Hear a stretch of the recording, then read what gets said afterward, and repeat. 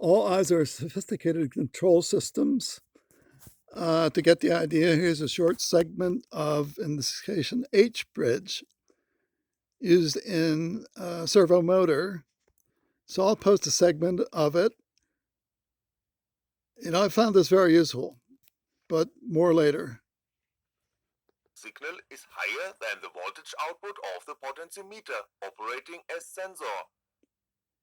On the other hand, the motor must turn counterclockwise if the pulse width signal is lower than the sensor output. The direction of rotation can also be different from the scheme shown here, for example if the polarity of the potentiometer is altered. A device suitable to control the H-bridge is a comparator. If the input voltage of the pulse width signal is lower than that of the potentiometer, the output of the comparator equals the positive supply voltage, and the motor is driven with the polarity turning the device counterclockwise. Now the motor turns the potentiometer in such a way that the voltage output of this sensor is decreasing. The polarity at the motor is swapped whenever the voltage of the pulse width signal exceeds that of the rotational sensor, by what the output signal of the comparator is brought low. Now the motor turns the potentiometer in the opposite direction, thus the voltage at the output of the sensor is increasing. The output signal of the comparator is either 0 volts or it equals the positive supply voltage. Thus, the motor connected to the H-bridge is always powered, turning clockwise or counterclockwise. To get a third state with the motor being turned off, a window comparator can be used. Let's assume the DC voltage coming from the pulse width signal is half the supply voltage, and the output signal of the potentiometer is above that value. The signal at the non-inverting input of the upper operational amplifier is higher than that at the inverting input. As a result, the output signal of the upper operational amplifier is brought high. The situation is different at the lower operational amplifier. The output of the potentiometer is connected to the inverting input, and the lower potential of the pulse width signal is connected to the non-inverting input. Hence, the output state is low. The output state of the window comparator alters if the potential at the potentiometer pin drops slightly below that of the pulse width signal. The output signal of the upper operational amplifier is brought low. Caused by the voltage divider composed of R1 and R2, just the fraction of the potential produced by the pulse width signal is attached to the non-inverting input of the lower operational amplifier.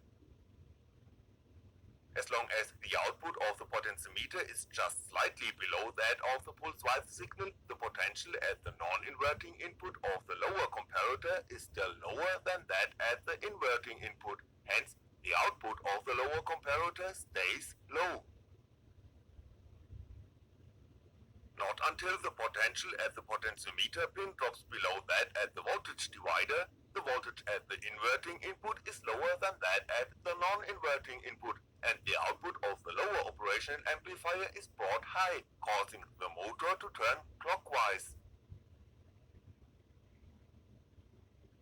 Hence, there is a voltage range in which both operational amplifiers are brought low, by what the electric motor is turned off.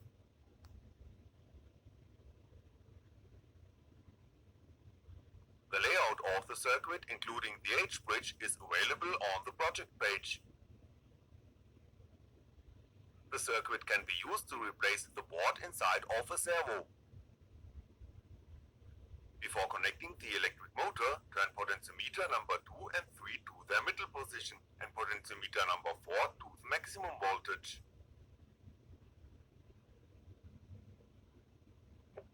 The servo horn has also been turned to the center position manually. If the circuit is driven by a pulse width signal of approximately 1.5 milliseconds, both LEDs should be turned off. Shifting the pulse width signal in one direction lights up the green LED, while the red LED is turned on whenever the signal is shifted in the opposite direction. Adjust the pulse width signal lighting up one of the LEDs barely.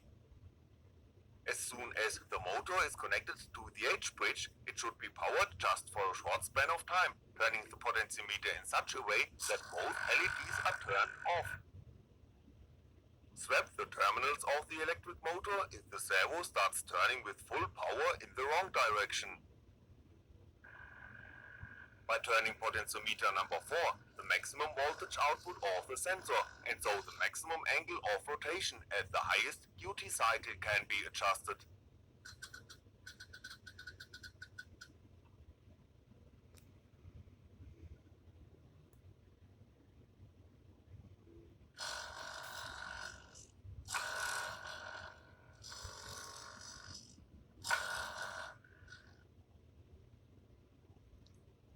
This is a DC servo.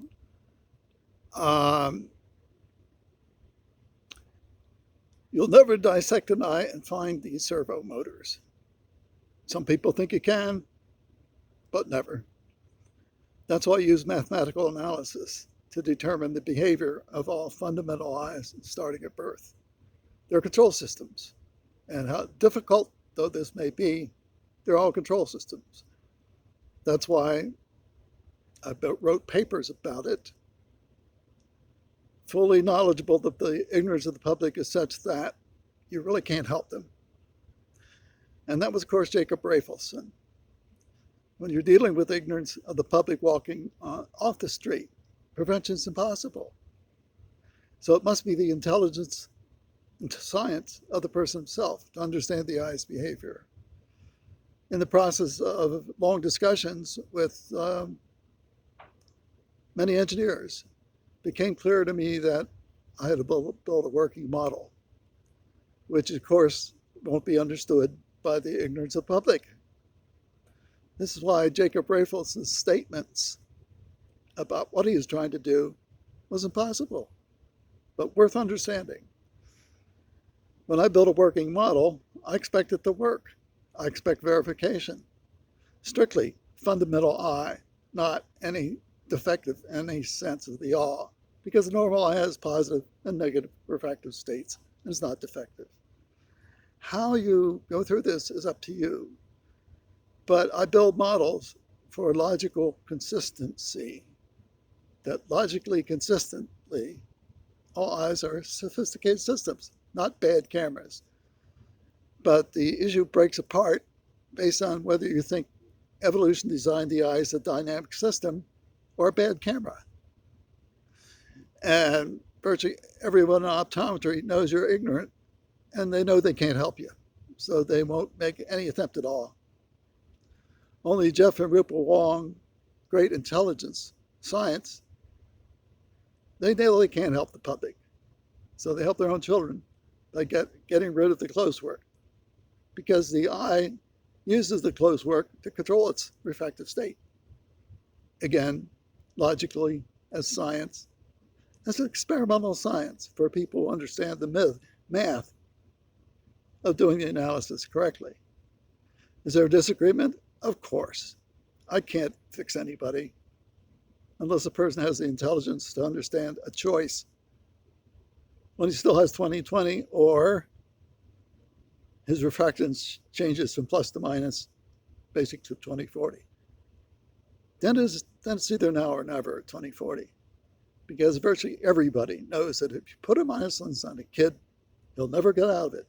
He'll never see 20/20 again, and he's doomed, stuck with nearsightedness for life, when possibly at 20/40 he could have gotten back to 20/20.